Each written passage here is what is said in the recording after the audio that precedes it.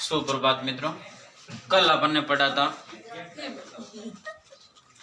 भाषा, आज पढ़ते हैं व्याकरण। आज हमारा टॉपिक है व्याकरण। सामने देख,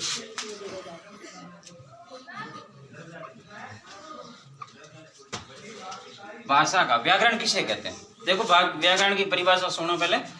भाषा का शुद्ध उच्चारण, शुद्ध लेखन और शुद्ध प्रयोग का ज्ञान कराने वाली पुस्तक व्याकरण कहलाती है। भाषा का, ध्यान दो, भाषा का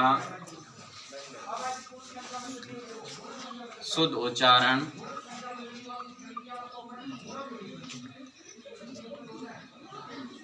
शुद्ध लेखन तथा शुद्ध प्रयोग का ज्ञान कराने वाली पुस्तक को व्याकरण कहा जाता है।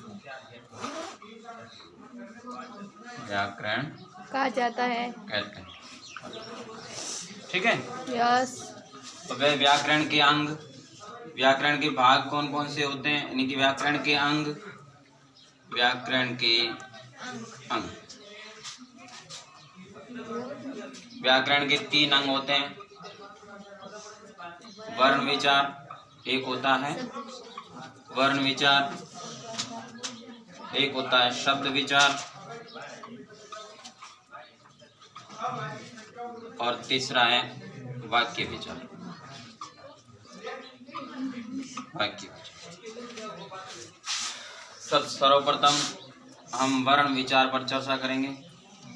वर्ण विचार पर चर्चा करने से पूर्व हमें ये जान लेना आवश्यक है कि सबसे छोटी इकाई, व्याकरण की सबसे छोटी इकाई कौन सी है और सबसे बड़ी इकाई कौन सी है। देखो,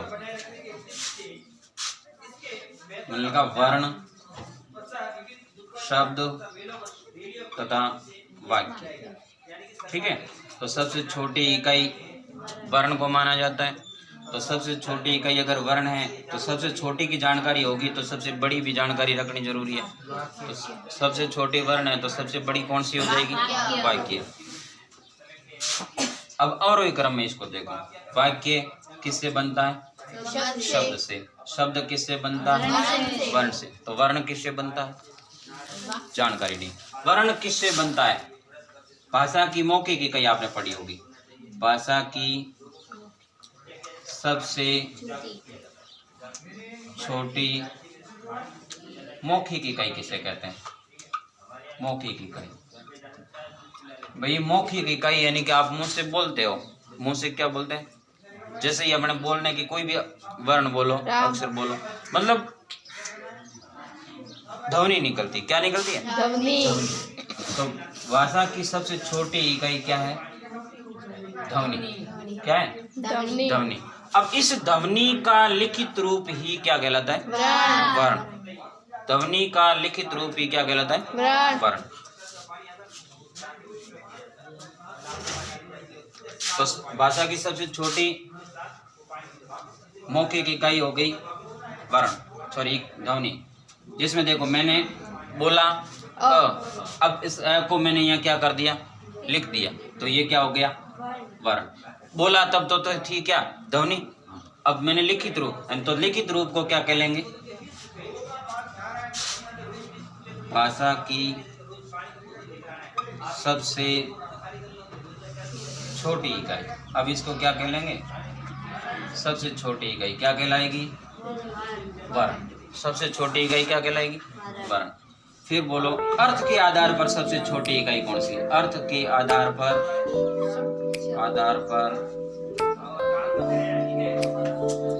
सबसे छोटी इकाई क्या हो जाएगा? शब्द।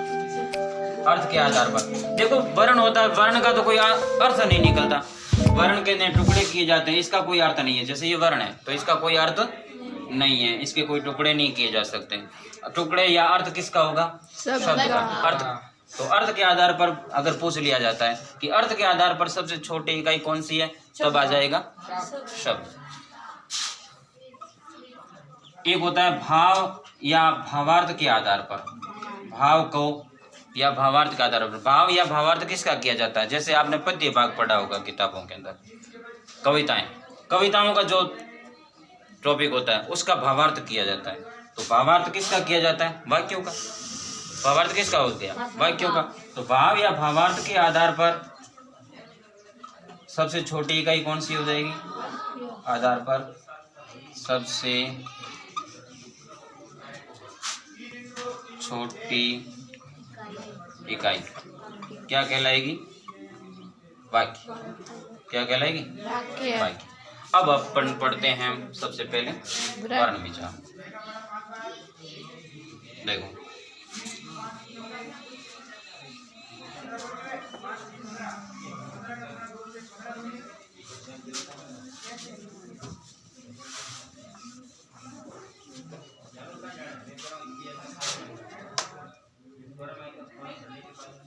वर्ण विचार।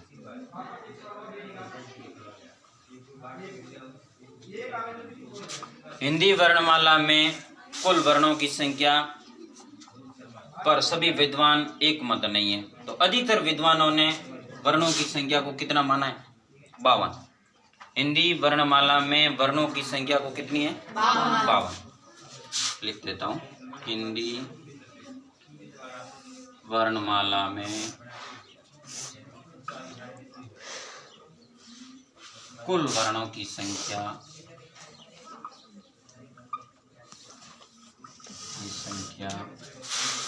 52 मानी जाती है, 52 मानी गई है।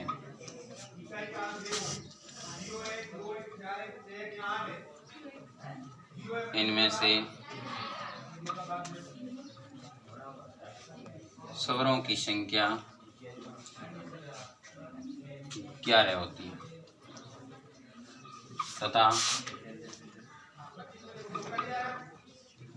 व्यंजन है वो कितने होते हैं? 33। 11 + 33 कितने हो गए? सॉरी, हाँ, 11 + 33 बराबर 44। अब वर्ण कितने हो गए? 44, जबकि माना गया है 52। वो कौन कौन से हैं देखो इधर। इनका वर्गीकरण करते हैं। स्वर, स्वर कौन कौन से हैं? अ, आ, ई, बड़ी, बड़ाऊ, री, ए, आई, ओ, अब 11 स्वर हो गए। फिर ले लेते हैं व्यंजन को। व्यंजन क, ख, ग, घ, ड़, च, च, ज, झ और ण। र, ठ, ड, ढ, ण, त, थ, थ, ध और न।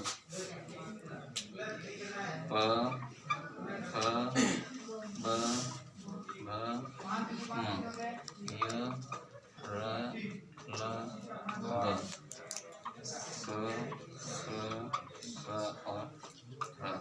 ये क्या हो गए? व्यंजन। व्यंजन।